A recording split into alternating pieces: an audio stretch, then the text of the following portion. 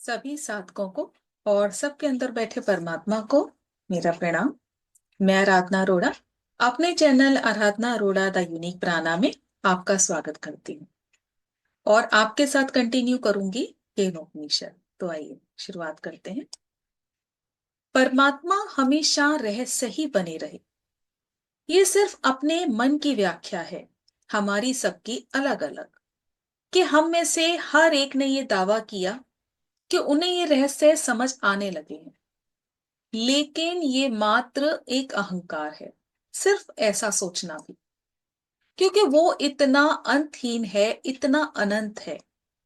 अब महाभारत के युद्ध में जब भगवान श्री कृष्ण ने अर्जुन को अपना विराट स्वरूप दिखाया, जिसे देखकर पल में अर्जुन भयभीत हो गए। हालांकि ये स्वरूप अर्जुन की इच्छा पर ही दिखाया गया और जिसके लिए अर्जुन को दिव्य दृष्टि भी प्रदान की गई। भगवान ने अर्जुन को बताया कि इस विराट स्वरूप को ना तो वेदाध्ययन के जरिए, ना यज्ञ से, ना दान से, ना पुण्य से देखा जा सकता है, जिसमें समस्त ब्रह्मांड समाया हुआ है। और ये दर्शन द्वापर युग में हुए और अब कलयुग है। तो इस रहस्य को हम कैसे जान सकते हैं, जिसको जानने के लिए ऋषियों मुनियों ने इतने तप किए। और अभी क्योंकि हमारा स्वयं का जागरण नहीं हुआ है, हम स्वयं को ही जागृत नहीं कर पाए, स्वयं को ही नहीं समझ पाए। और अगर ये जिज्ञासा भी है तो अंतर्दृष्टि अपने अंदर आप जागृत करो। उपनिषद कहते हैं जिसमें भी तुम्हें परमात्मा की छाप दिखे, छवि दिखे, उसके लिए अपने अंदर पूरी तरह से श्रद्धा लेकर आओ, उसी को आधार बना लो और उतर जाओ उस रहस्य में। जैसे कि जब हम एक बेल लगाते हैं तो उसके साथ कोई ना कोई सपोर्ट लगाते हैं, ताकि बेल बहुत आसानी से उस सपोर्ट के थ्रू ऊपर चढ़ जाए।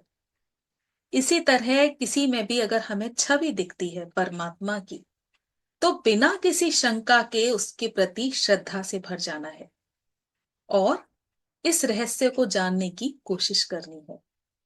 उपनिषद कहते हैं कि ये जो सृष्टि है ये पहली नहीं है, ये पहला सृजन नहीं है, ये सृष्टि पहले भी थी और इसका अंत भी हुआ। जिस तरह हम जन्म लेते हैं और हमारी मृत्यु होती है, इसी तरह अनेक सृष्टि बनी और नष्ट भी हुई। तो यहाँ जो मूल है हमको उसको समझना है कि जहां बुद्धि के प्रयोग से आपने उसको जानने की कोशिश करी, उस विराट को समझने की कोशिश करी, तो आप कभी नहीं जान पाओगे। और इसके लिए अथक प्रयास करने कि किसी तरह परमात्मा को जाना जाए, उसके रहस्य को जाना जाए।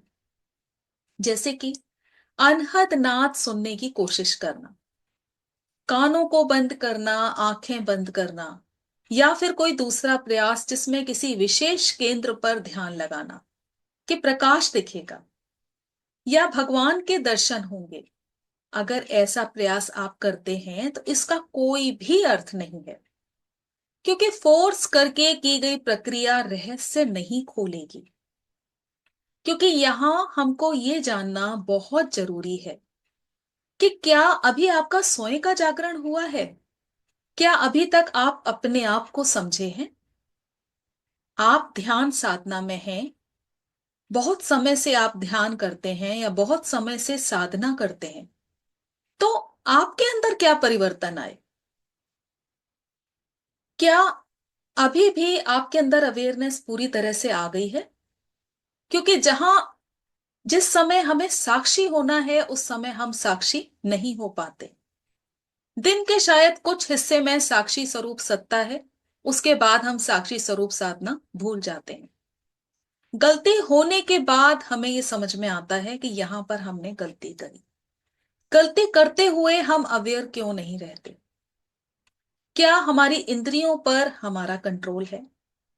जैसा कहा जाता है कि साक्षी भाव साधना, तो क्या हर इंद्रिय पर हमारी निगरानी है कि पूरे दिन की क्या आपने अपने ऊपर ये निगरानी रखी कि आंखें किसको देखकर क्या रिएक्ट करती हैं। कान हमारे क्या सुनना पसंद करते हैं और क्या सुनना नहीं पसंद करते। क्या अभी भी हम बातें इधर की उधर करते हैं? क्या अभी भी हमारे अंदर लोभ है? और हाँ, वो सब कुछ है, किसी में कम तो किसी में ज्यादा। क्या अभी भी हम ईर्ष्या करते हैं? तो इसकी बहुत बारीकी से अपने अंदर चेकिंग करें। क्या पांचों इंद्रियों के प्रति आप अवेयर हैं? क्या साक्षी भाव में आप हैं? जहां पर आपको किसी की मदद करने के लिए उठना चाहिए था, वहां आप बैठे रहे। और जहां पर जिस स्थिति में आपको सचमुच मौन होके बैठना चाहिए था, वहां आप उठे। तो इसके प्रति पहले अपने प्रति जागरूक हों, अपने आप का ही निरीक्षण करें कि आपके अंदर कितनी अवेयरनेस है। क्योंकि सबसे पहले आप अपने अंदर परिवर्तन करना देखो कि आपके अंदर कितने परिवर्तन आए। जो ज्ञान आप सुनते हो उससे आपके अंदर कितना बदलाव आया। अपने स्वरूप को क्या आप अभी तक समझ पाए हो? तो ये जानना बहुत जरूरी है। या फिर कहना कि किसी आ, विशेष जगह पर आप ध्यान लगाओ जिससे आपको प्रकाश दिखेगा। और प्रकाश दिख भी गया तो फिर उसके आगे की यात्रा। या फिर भगवान के दर्शन होंगे। तो आप ये याद रखें कि आपकी स्वयं की बनाई हुई छवि है। क्योंकि ऐसा क्यों नहीं होता कि हम अपने मजहब के अलावा किसी दूसरे मजहब के परमात्मा के दर्शन करें? हमें विशेष वही कलाकृतियां क्यों हमारे सामने आती हैं, वही दृश्य क्यों हमारे सामने आते हैं जो हमारी इमेजिनेशन में होते हैं? तो आप इसको बहुत अच्छी तरह से समझें। और जैसा मैंने अभी सेशन शेयर किया, अपनी ऊर्जा को ऊपर बढ़ाने के लिए आपको किस तरह के साधन करने हैं, प्राकृतिक रूप से आप किस तरह से आगे आएंगे, और ऊर्जा जब ऊपर उठती है तो किस तरह के परिवर्तन आपके अंदर देखने को मिलते हैं। और जब अभी यही विकार आपके अंदर हैं कि ईर्ष्या भी है, द्वेष भी है, लालच भी है, अभी आप साक्षी स्वरूप में भी नहीं हैं, और उसके बाद अनहद नाद सुनने की कोशिश करना, तो यहां आप पूरी तरह से अपने विवेक का प्रयोग करें कि बिना अपने सात्विक स्वरूप को जाने, बिना अपने दिव्य स्वरूप को जाने, क्या नाद सुनना पॉसिबल है? ये आप स्वयं से पूछें। क्योंकि इसमें सिर्फ आपकी एक उत्सुकता दिख सकती है, एक्साइटमेंट दिख सकती है, बस। लेकिन आप गहराई से इस पर अगर मनन करें तो उत्तर आपके पास है। या प्रकाश देखना, तो जैसा मैंने कहा कि पूरी तरह से अपने विवेक का प्रयोग करें।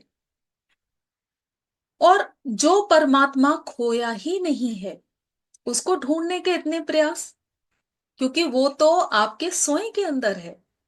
बस आपको अपने अंदर जागरण अवस्था लेकर आनी है। जिस दिन ये विकार पूरी तरह से दूर हो जाते हैं, आप साक्षी स्वरूप में आ जाते हैं, किसी तरह की वासना शेष नहीं रहती, उसी दिन आपके अंदर परमात्मा के दर्शन है। अब जैसे यहां पर एक एग्जाम्पल लेते हैं कि किसी स्टूडेंट को आप कोई सम देते हो सॉल्व करने के लिए, और उसको टेक्निक भी बता देते हो, तो बच्चा वो सम तभी कर पाएगा चाहे कितनी भी टेक्निक जान ले, जब तक उसके अंदर वो वाली कैपेबिलिटी होगी। क्योंकि जैसे ही उसके अंदर वो कैपेबिलिटी आएगी, वो उस सम को सॉल्व कर देगा। तो यहां पर एक बात और जाननी बहुत जरूरी है कि पहले तो इस तरह के प्रयास आपकी ऊर्जा के ऊपर डिपेंड करेंगे। आपने अपने ऊपर कितनी मेहनत की है, आप सात्विकता आपके अंदर कितनी आई है। और दूसरा वो कि पिछले जन्मों में हमारी जितनी भी साधना होती है, जब हम उससे अगला जन्म लेते हैं तो वो साधना उसके आगे से शुरू हो जाती है। यानी कि मान लीजिए कि अगर पिछले जन्मों में 5वीं तक पढ़ाई की है, तो इस जन्म में जो पढ़ाई की शुरुआत होगी आध्यात्मिकता की, वो 6ठी क्लास से होगी। तो जिसने पहले ही जन्मों में इतनी साधना की हुई है, ध्यान किया हुआ है, आध्यात्मिक मार्ग अपनाया हुआ है, ज्ञान लिया हुआ है पूरी तरह से, तो वो आगे बढ़ सकता है। तो इस बात को जानने की, पूरी तरह से समझने की कोशिश करें। अब जैसे कि अष्टावक्र जी द्वारा ज्ञान कहा गया और राजा जनक के श्रवण मात्र से ही उनको ज्ञान उपलब्ध हो गया। तो वो कैसे हुआ? क्योंकि राजा जनक बहुत बड़े ज्ञानी थे और पिछले जन्मों में उन्होंने बहुत ज्ञान साधना की हुई थी, बहुत साधना और ध्यान किया था, क्योंकि उनके अंदर वो योग्यता थी कि इशारे को वो समझ लें, जो ज्ञान दिया जा रहा है उसे तुरंत ले लें, और सुनते सुनते ही उनके अंदर जागरण अवस्था आ गई, क्योंकि ज्ञान की यात्रा ये पिछले जन्मों से थी।